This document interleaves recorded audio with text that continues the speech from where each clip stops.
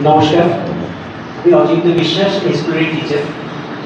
আমরা একটা problem face করি, মানে আমার মতো অনেক টিচার ফেস করে। আমরা একটা সিস্টেম স্কুলে ফলো করি, একাডেমিকের যে রেজাল্ট হয় না, তার ফার্স্ট সেকেন্ড থার্ড এইভাবে আমরা সেকশন ভাগ করি, র্যাঙ্ক অনুযায়ী। A section, B section, C section. স্বাভাবিকভাবেই সি সেকশনের স্টুডেন্টটা সব থেকে কম হয় পড়াশোনার দিক থেকে, এবং সি সেকশনে গিয়ে ক্লাস নেওয়াটা আমাদের একটা বড় চ্যালেঞ্জ হয়।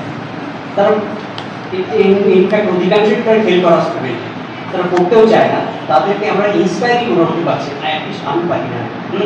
এটাকে কীভাবে করলে সুবিধা হয় বা করা যায়, এবার আপনার মতামত বা এই যে আমরা তিনটে সেকশন আলাদা করছি, এরকম করা উচিত কিনা, না সেটা নিয়ে আপনার অভিমত দিতে জানেন? না, এটা আমেরিকাতেও একই কাজ করে, তবে ওখানে নামগুলো আলাদা করে। ওখানে এ সেকশনটাকে বলে জিটি, গিফটেড অ্যান্ড ট্যালেন্টেড।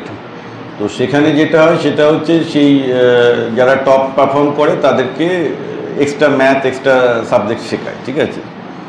আর মিডিলে একটা থাকে যারা অ্যাভারেজে থাকে। আর সি সেকশন যেটা বললেন, ওদেরকে বলা হয় যে academically challenge student. Academically challenge student ও ইউএসএ তো একইভাবেই হয়, তিনটেভাবেই গ্রুপটাকে ভাগ করে।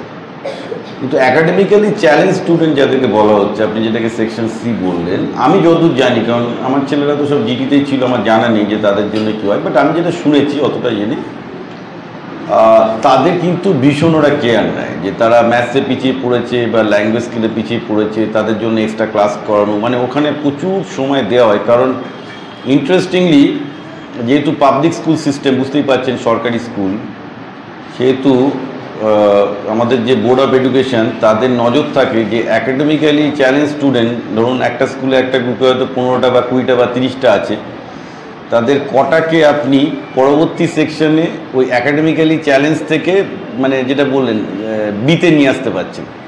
ওইটা একটা মাস্টারমশাইদের কাছে চ্যালেঞ্জ হয়ে যায় যে সি থেকে কজন ছেলে বিয়ের যোগ্য হচ্ছে, এবং সেই কাউন্টটা প্রতি স্কুলকে দিতে হয়। তা আমি জানি না ওরা কী করে চ্যালেঞ্জ করে, কিন্তু আমার ধারণা ওখানকার মাস্টারমশাইদের জন্য শুধু ইকুয়ালি চ্যালেঞ্জিং, কারণ ওটা তো ওরা সবসময় মনিটর পর্যন্ত করছে যে সেকশন সি থেকে বিতে কতজনকে তুলতে পারছে, কারণ ওটা অফিসিয়াল যে ওরা অ্যাকাডেমিক্যালি চ্যালেঞ্জ, তাহলে তাদেরকে আমরা কী করে করব? ঠিক আছে।